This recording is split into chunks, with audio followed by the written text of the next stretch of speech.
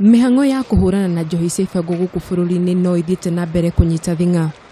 Gicigo-ini kia Mwatate bara ino no hindi ihiriirie Kamishna wa gicigo giki Kenneth Gitonga akiuga ko kinyaniria riu ni mahotete guthukangia makiria ma rita magana meri ma mirongo kenda ma njohi ici. Ile shughuli ambayo tumefanya siku ya leo ni shughuli ambayo imekuwa ikiendelea.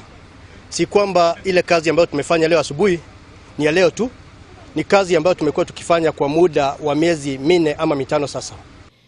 Oho Gitonga ni acokeirie ngatho macifu thigari o hamwe na muingi ni kunyita itemi guteithiriria kuhitana na thogora ino.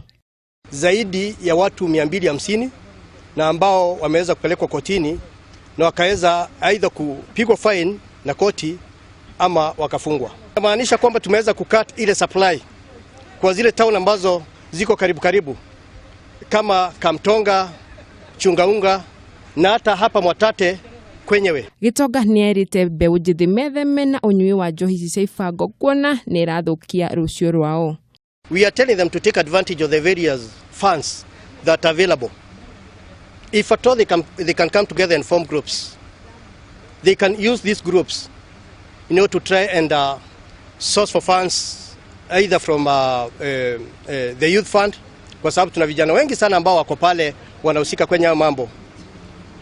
Na pia wakijiunga kwa vikundi wako na hiyo uwezo wa kuweza kupull resources together na kuweza kufanya jambo ambalo litaweza kuwasaidia. Ekuirwo aria maikitie ngono ni megukinywo igoti-ini na oho gutwirwo.